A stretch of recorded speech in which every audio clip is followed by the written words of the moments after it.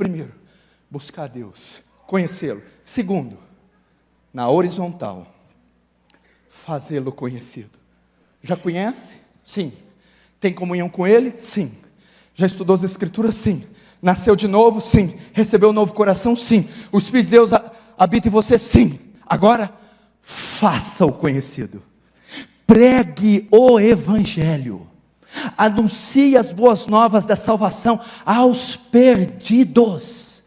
Essa é a sua função. Querido, veja o estado da nossa nação, da sociedade atual. Desde que a Organização das Nações Unidas foi fundada, em 1948, nós tivemos já centenas de guerras. Eles tentam promover a paz mundial, não conseguem. A ciência tomou rumos e avançou de tal forma que nós temos métodos científicos mais avançados de todos. Contudo, eles não conseguem controlar as epidemias, não conseguem controlar as enfermidades. Parece que a cada era que passa, alastram-se novas doenças que desafiam a medicina.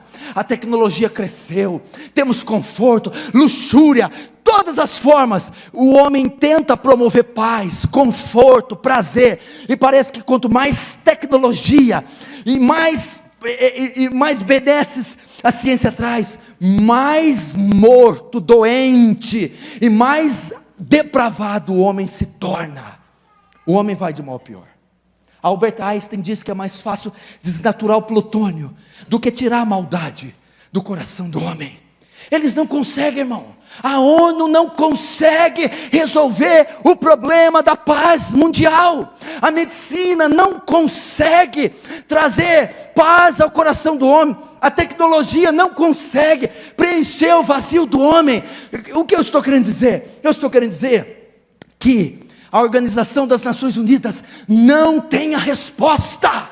A Casa Branca não tem a resposta. Todo o ouro da terra não tem a resposta.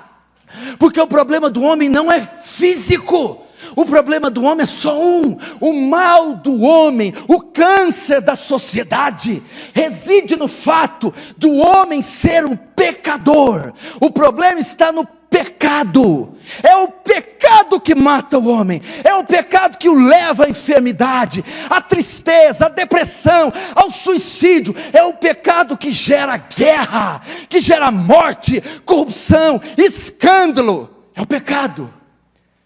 E só existe uma instituição que possui o antídoto. Só uma instituição que tem a cura. E ela não reside na ONU, não reside nas ciências, não está, meu irmão, no poder econômico, político e militar. O antídoto está nas mãos da igreja. Só a igreja tem o antídoto. A doença é o pecado, logo o antídoto é o evangelho da graça e da glória. E só uma instituição que possui o evangelho, eu e você, somos nós. Se você soubesse, imagina, Sigmund Freud, Lacan, pensa nesses pensadores, pensa nos filósofos, pensa em Marx, pensa em Voltaire, pensa em todos os Louis Pasteur, cientistas, filósofos, mentes das mais brilhantes, Aristóteles, Platão, Sócrates, pessoas poderosas, ricas, influentes, sábias. Eles não têm o que você tem. Eles não tiveram o que você tem. Você aí, simples, humilde, operário, trabalhador, dona de casa, jovem, você tem a mais sublime vacina, o mais elevado remédio. Você tem o santo, sacro evangelho de Deus. Nada que eles possuíam fazia frente a um pecador sequer. Contudo, você tem o antídoto para nações inteiras serem transformadas. É o evangelho. Você tem o evangelho. O evangelho está nas tuas mãos. Conhecê-lo, vertical. fazê-lo conhecido, horizontal. Mateus capítulo 20, que eu abri, 28, 18, 20. O que é isso? Jesus morreu na cruz, ressuscitou ao terceiro dia. Antes de subir aos céus, de ser assunto aos céus, ficou por volta de 40 dias na terra, com seus discípulos. E aqui ele se reúne com eles. Tem cerca de 500 ou mais discípulos aqui. E ele está subindo aos céus. Mas antes de subir, ele dá uma ordem aos discípulos. Ele os comissiona. No que consiste essa ordem? Portanto, ide. Ação, deslocar, confronto, ofensiva. E pregai, anunciai, verbalizai, ensinai o Evangelho a toda a criatura da terra.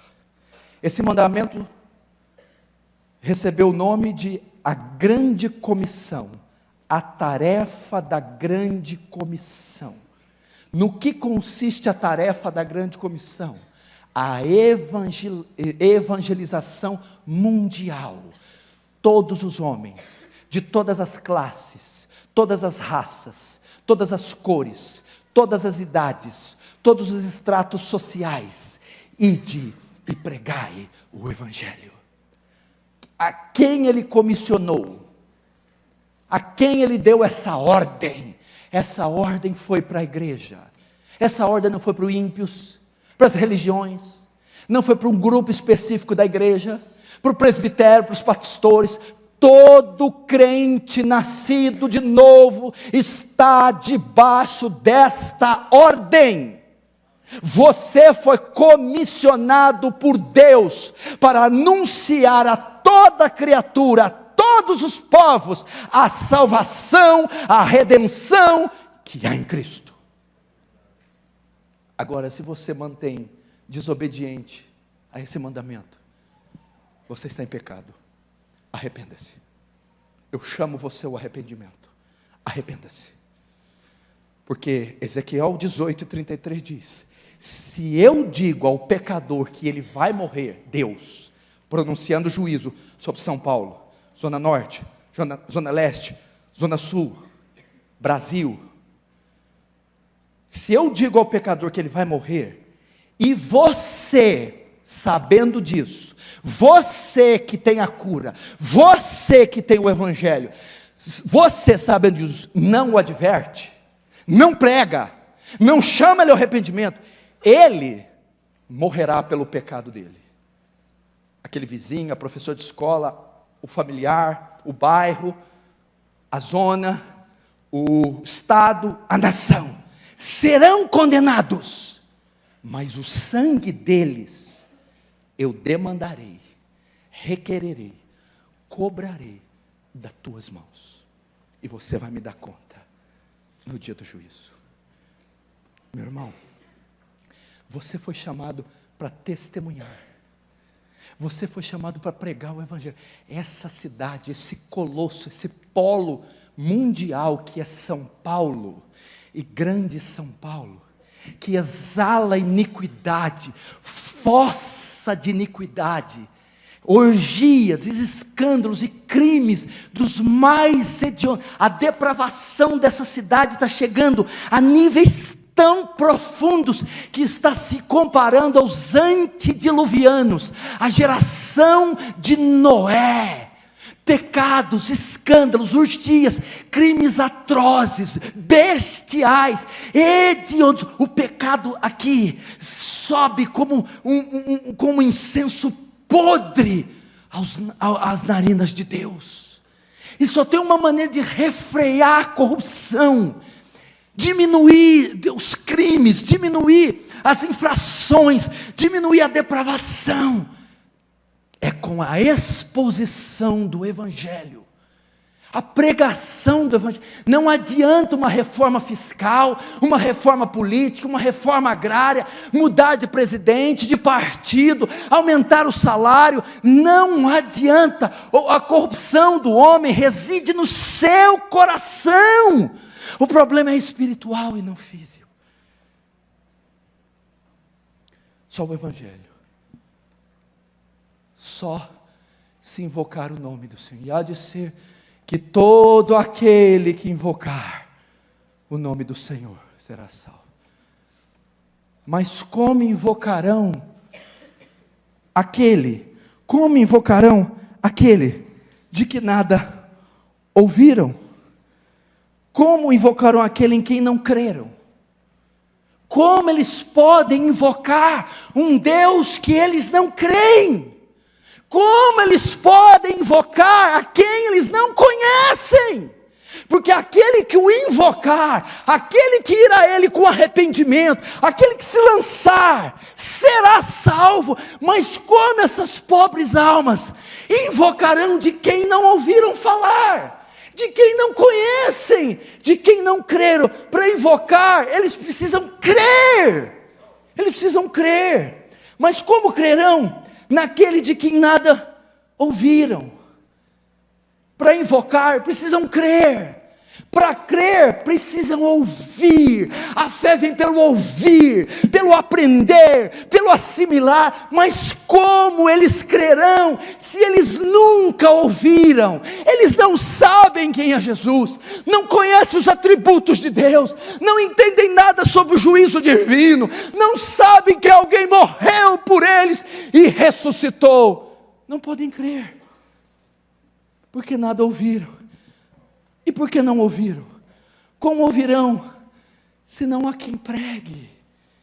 Eles não podem ouvir, porque não há quem pregue.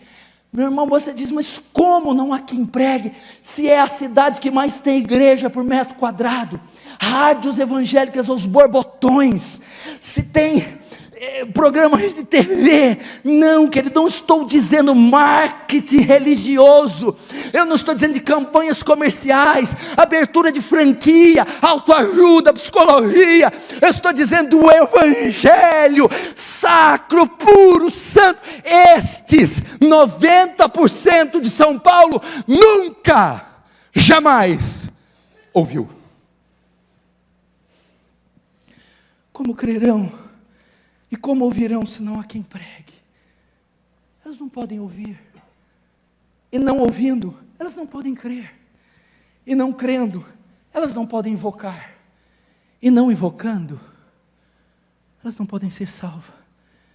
E como pregarão se não forem enviados? Como pregarão? Para ser salvas, precisam invocar. Para invocar, precisam crer. Para crer, precisam ouvir. Para ouvir, você precisa pregar. Precisa ser enviado. Precisa se deslocar. Chamado a evangelismo e missões. Você precisa. O que você está esperando? Olha quantas pessoas temos aqui.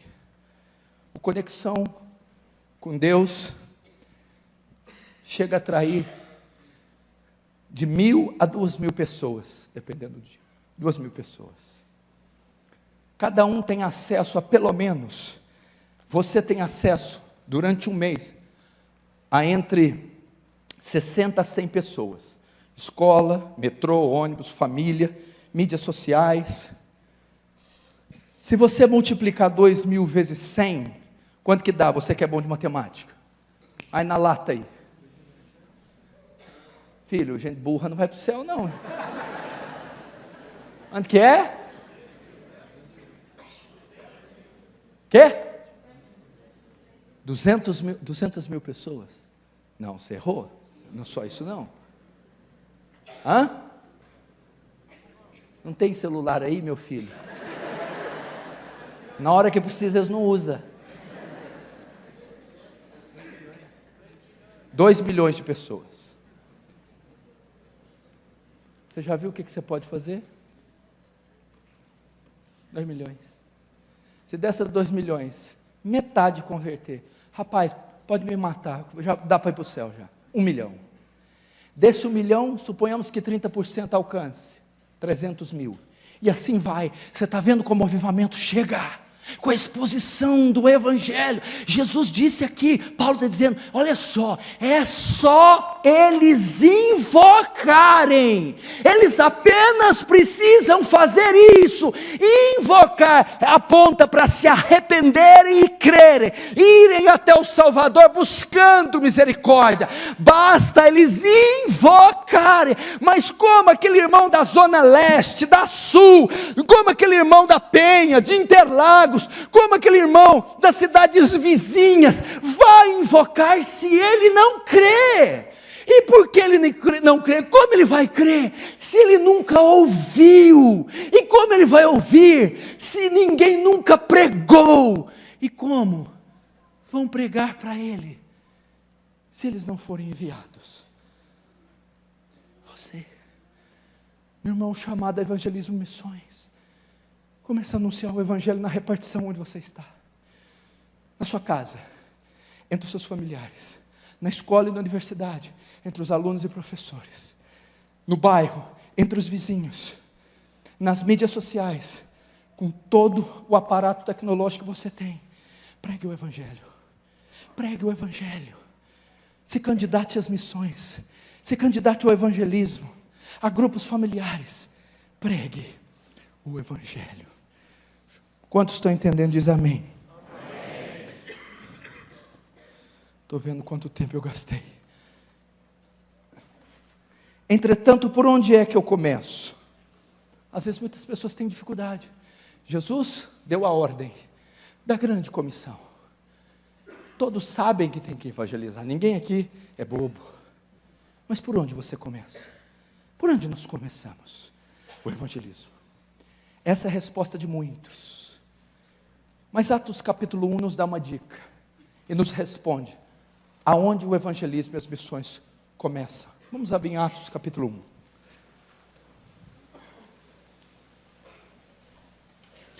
Atos dos Apóstolos, no capítulo 1.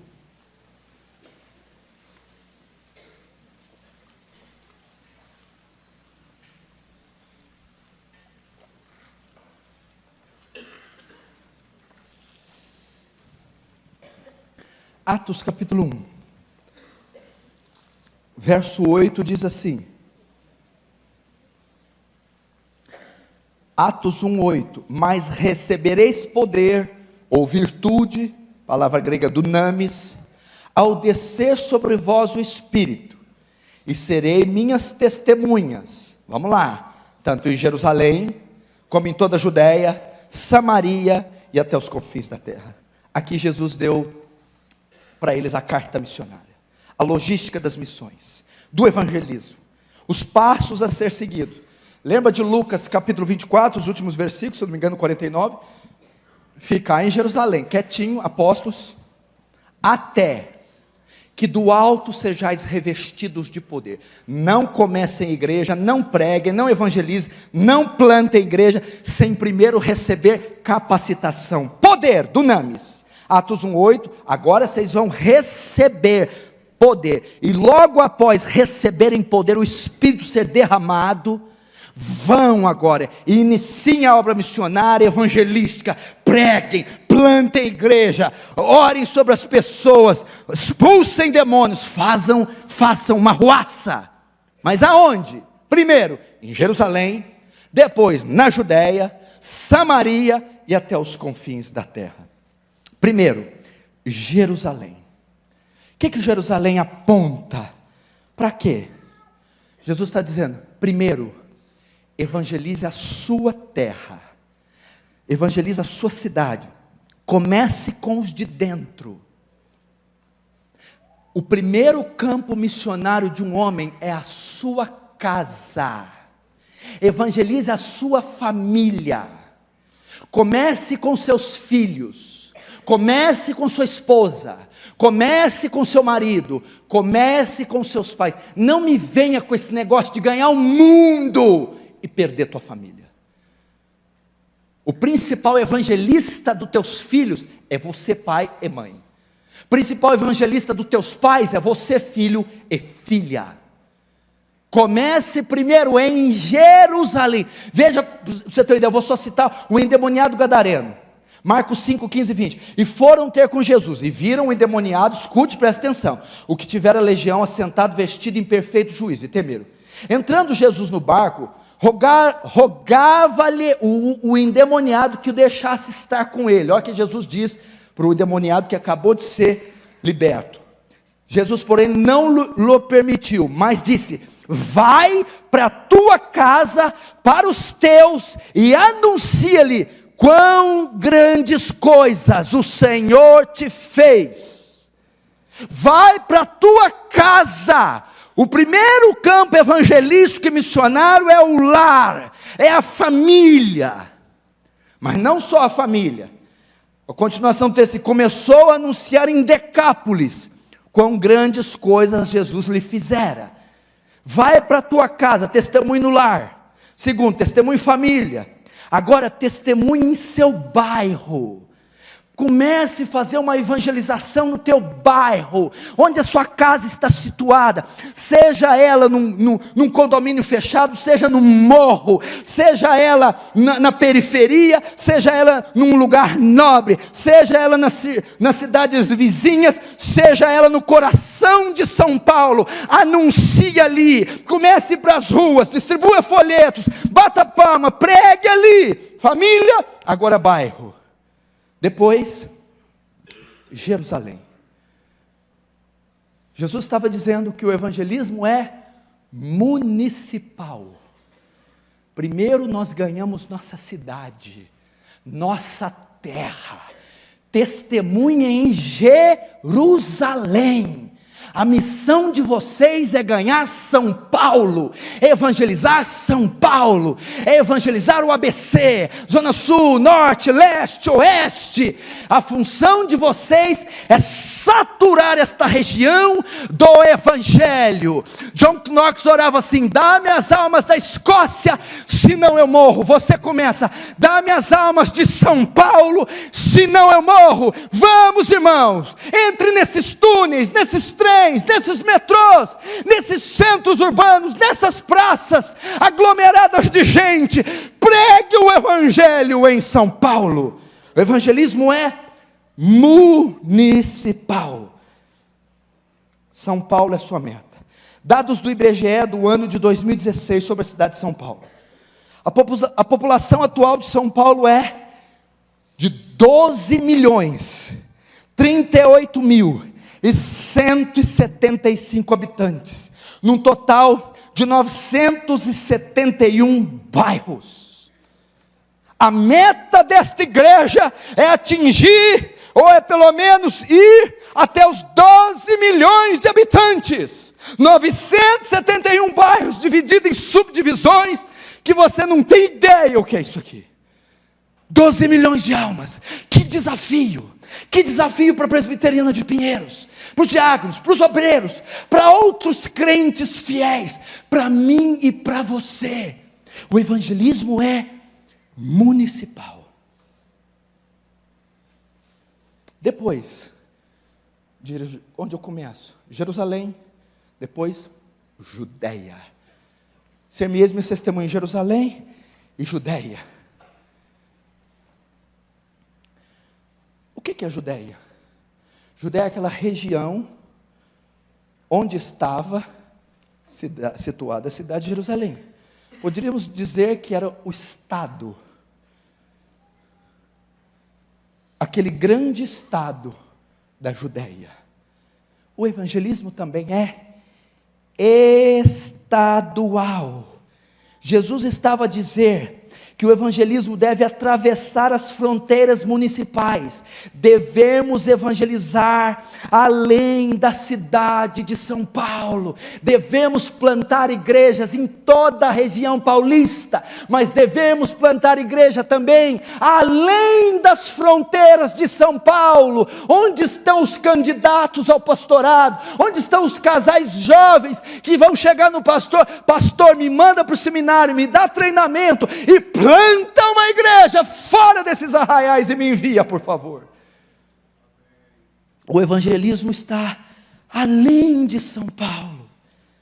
Será que a igreja de Atos cumpriu isso? Primeiro vamos ver se ela cumpriu em Jerusalém. E cumprindo-se o dia de Pentecostes, estavam todos reunidos no mesmo lugar. Pedro, porém, pondo-se em pé, com os 11, levantou a voz e disse: homens judeus e todos que habitai em Jerusalém, seja-vos isto notório, escutai minhas palavras. Agora eu vou pular. De sorte que foram batizados, que de bom grado receberam a sua palavra naquele dia, agregaram-se quase 3.000 almas. Senhor, a gente começa em Jerusalém. Pedro responde: em Jerusalém começamos. O evangelismo é estadual, Judeia. Será que eles pregaram? E também Saulo consentiu na morte deles.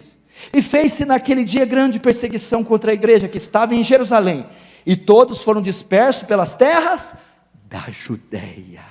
A perseguição da igreja de Jerusalém levou aqueles crentes a se dispersar e anunciar o evangelho além das fronteiras municipais. Vamos em todo o estado de São Paulo, Ribeirão Preto, Franca, Campinas, vamos por toda essa região, plantando igreja, enviando missionários, casa. Meu irmão, você não tem vontade? Meu irmão, pega a tua morena aí e vai, meu irmão! Meu irmão, nós somos tão estúpidos, gastamos dinheiro com tanta coisa estúpida, a nossa energia, a nossa força com tanta coisa, é estúpido, e não vem dizer para mim que não é estúpido, porque é estúpido. Por que você não pode? Bota uma mochila nas tuas costas, bota nas costas da tua noiva, da sua esposa, dá a mão para ela, e vá! E morra para uma nação, para um povo e para uma pátria. Plantar igrejas em outro estado. O estado de São Paulo, vamos ver alguns números. Dados do IBGE do ano 2016, referentes ao estado de São Paulo. A população desse estado é de 41.263.000 habitantes, num total de 645 cidades. 40 milhões de paulistas, 41 milhões de habitantes nesse estado. Que desafio! 645 cidades, cada uma delas precisa ter ao menos uma igreja bíblica, uma igreja cristã, histórica, uma igreja que ensine doutrina e o santo evangelho. O evangelismo é estadual, 41.263.000 habitantes. Que mais o evangelismo compreende? Primeiro, testemunho, Jerusalém, municipal, Judeia, estadual, e em Samaria. Não só nesse estado, mas em toda a religião da Palestina. O evangelismo também é nacional. Não só em São Paulo capital, não só no estado de São Paulo, mas do Iapoque a Chuí, em todo o território brasileiro, no Rio Grande do Sul, no Norte, no Nordeste, Centro-Oeste, Sudeste. Você deve pregar o evangelho. Tem pessoas que querem ir para a África, Angola, Etiópia, a Ásia, a Europa, vai para o Vale do Jequitinhonha, vai para o sertão do Nordeste, onde tem miséria, fome, peste, pobreza, não há uma igreja bíblica. Você deve evangelizar essas pessoas. Meu irmão, dados do IBGE referente ao Brasil, a população do Brasil em 2016 é de 206.491.000 habitantes, 26 estados. Meu irmão, segundo dados estatísticos de natalidade do IBGE, nascem no Brasil uma pessoa a cada 20 segundos, ou seja, 3 pessoas a cada 1 minuto, 180 pessoas a cada 1 hora, e 4.320 pessoas por dia. Quantas almas? 206 milhões de brasileiros, meu irmão, com dezenas de estados, 4.000 pessoas nascendo todos os dias, necessitam de ouvir o evangelho. Veja a extensão do desafio, veja a profundidade do desafio, veja a multidão que está morrendo hoje, oh, meu irmão, sem o evangelho.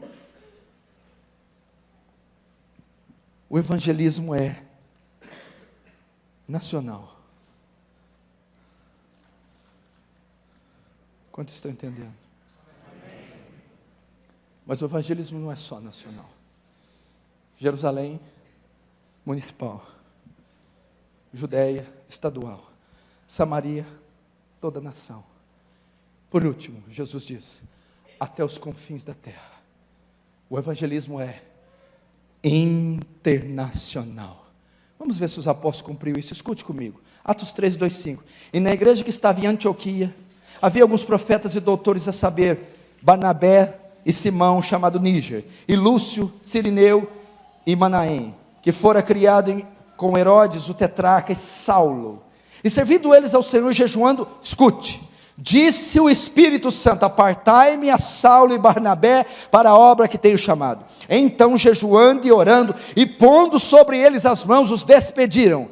E assim, estes, enviados pelo Espírito Santo, olha só, desceram a Seleucia, e dali navegaram para Chipre, e chegados a Salamina, anunciavam a palavra de Deus nas sinagogas dos judeus, e tinham também a João como cooperador. Com essas palavras, começa o grande movimento missionário da igreja. Estes são os primeiros missionários internacionais, e eles são modelos para todas as missões. O apóstolo Paulo, com seus demais cooperadores, começa aqui o cumprimento da ordem de Jesus, até aos confins da terra. O evangelismo também é transcultural, se transforma em missões. Outros povos, etnias, línguas, costumes. Devemos ir além do Atlântico, além do Pacífico, transpassar fronteiras e pregar o evangelho. O campo missionário precisa de você. Existem ainda 2 bilhões e 700 milhões de pessoas no mundo, hoje, agora, que nunca ouviram o nome de Jesus. Nenhuma vez. Existem 70 cidades na Espanha, 70, que não existe uma igreja protestante sequer. 70, não estou dizendo que não tem crente, ou que a igreja é pequena, não tem nenhuma igreja em 70 cidades da Espanha. 70 milhões de africanos nunca leram a Bíblia. Dos 2.000 e poucos idiomas falados na África, 1.500 não tem a Bíblia traduzida na sua língua. Desde a década de 80, que o islamismo superou o catolicismo como a maior religião do mundo. Existe hoje 1 bilhão e 750 milhões de muçulmanos em todo o mundo. O evangelismo é transcultural. Missões. Você precisa ir, meu irmão. A população do planeta, informa a Organização das Nações Unidas, a ONU, atingiu, em 2016, o número de 7 bilhões e 300 milhões de pessoas. Olha o desafio da igreja, meu irmão. Não, mas o que tem a ver esse número? Não tem nada com isso. Se Jesus não tivesse dito até os confins da terra, realmente você não tinha. Mas quando ele diz até os confins da terra, ele diz, passe, meu irmão, as fronteiras, 7 bilhões e 300 milhões de pessoas. Quantas delas conhecem o evangelho? Quem pregará elas? Quem aprenderá o idioma? Quem se candidatará às missões e viajará e morrerá para um povo? Oh, meu irmão, estatísticas dizem que os Estados Unidos da América gastam mais com goma de mascar do que com evangelismo e missões. Nós estamos dormindo, o diabo está trabalhando. Nós estamos dormindo, ele está matando, enviando ao inferno, corrompendo, saqueando. Eu quero despertar você. Comece aqui, meu irmão. Igrejas têm que ser plantadas. Quantas pessoas temos aqui? 12 milhões na cidade, 40 milhões em todo o estado. Quantas igrejas bíblicas temos nessas cidades? Quantas pessoas tem aqui? Contando o total, com todas que estão aqui, se tiver alguma fora, 700, 800, 1000. Tem 1000 pessoas. Onde estão as outras 11 milhões e 900 mil? E as outras 40 milhões de todo o estado?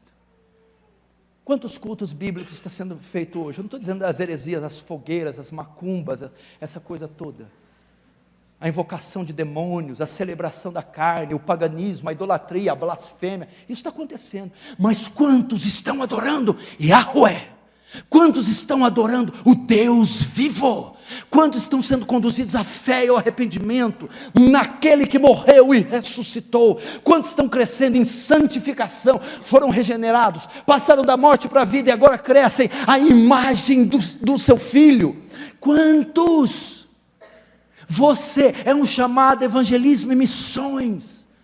Meu irmão, venha nos grupos discipulados dessa igreja, candidate-se ao ministério, se inscreva num seminário, se prepare e vá, comece grupos de evangelismo. Como eu começo? Começa na sua casa, grupos de evangelismo, convida vizinhos e amigos, faça discipulado de evangelismo em casa. Aonde mais? Nas ruas, o evangelismo organizado, com a equipe, com o pastor, no metrô, use suas mídias sociais, imprima textos, e-mails, evangelize, convide pessoas, você vem sozinho no carro, traga mais 3, e você vai mexer com essa cidade. Eu creio em coisa grande, eu creio em um Deus grande, eu creio que Ele pode impactar São Paulo, eu creio que por mais corrupta que esteja, por maior que seja o seu contingente, o Evangelho põe essa cidade de joelhos, o Evangelho dobra essa cidade, o Evangelho expulsa essas potestades, o Evangelho é poderoso. Eu creio no poder do Evangelho. Ele é um grãozinho de mostarda, ele é uma pequena porção de fermento, ele é uma mensagenzinha. Ah, meu irmão, mas quando pega a levedura, sai da frente, ele é vitorioso e vem para vencer, é o cavaleiro branco, ele vem, meu irmão.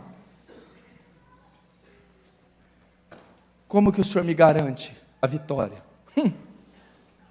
Prepara, segura, e eu termino com isso. Deixa eu ver aqui, o relógio dessa igreja ele tem um problema, ele não para.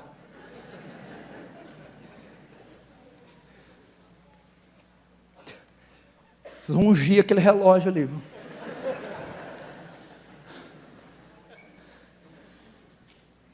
Como é que eu tenho certeza que nós vamos ter resultado positivo? Como, pastor Ivan? Cadê o pastor Ivan? Está ali. Essa barba aí também é muçulmana, hein, meu amigo? Como? Qual é a garantia que vamos ter sucesso com esse império? Afinal de contas, somos piolhos. Piolhos. Olha esse monstro. Sabe qual é a sua garantia? O texto que eu abri. Todo o poder foi me dado no céu e na terra. Portanto, ide e fazei discípulos em todas as nações. O que isso significa?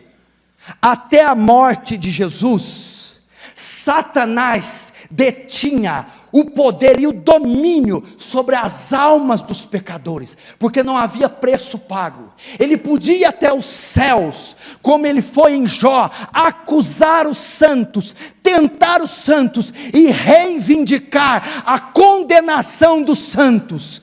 Então ele detinha o poder, mas quando Jesus morreu, ressuscitou e foi assuntos, ele despoja o diabo, expulsa o diabo, e agora ele diz: todo o poder foi me dado no céu e na terra. O diabo não tem mais poder sobre as almas dos homens, não pode exigir a condenação dos homens. Agora vão e preguem o evangelho, porque eu venci, eu comprei as almas dos homens. Vão e preguem. Essa é a certeza que eu tenho. Todo o poder foi dado no céu e na terra. Podem ir. Sabe o que Jesus está dizendo? Você não pode fracassar. Você não irá fracassar. A serpente foi esmagada, expulsa, derrotada. Vá e pregue o evangelho. E o resultado? Deixa com a soberania de Deus.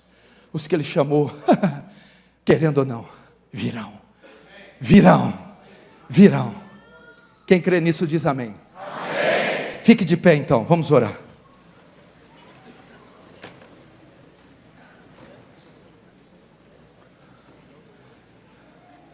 só os evangelistas, os missionários, só aqueles que não amam esse mundo. Fecha os olhos e curva a cabeça. Você vai orar agora para Deus capacitar você. E você vai orar fazendo um compromisso, vai dizer: eis-me aqui, envia-me a mim. Fala para Deus: chega de brincar, chega de gastar meu dinheiro, esforço, saúde, juventude com futilidade. As almas estão morrendo, Senhor, estão indo para o inferno. A questão não é uma ação social, não é remédio, nem cesta básica, não é reformas. Sim, elas padecerão, serão hostilizadas, oprimidas, injustiçadas, mortas, mas não é esse o grande problema. O grande problema é que elas irão ao inferno por toda a eternidade. E eu tenho nas minhas mãos a mensagem, eu tenho a vacina, eu tenho o remédio, eu tenho o antídoto, é o santo evangelho que me alcançou. Agora, Pai, dê-me ousadia, dê-me graça, dê-me poder, e eu quero ir, convidar pessoas, evangelizar nos terminais, nas praças, grupos familiares. Eu quero trazer gente para a igreja, plantar igrejas bíblicas, quero ser um recruta, um candidato às missões, ao evangelismo, ao seminário, ao discipulado.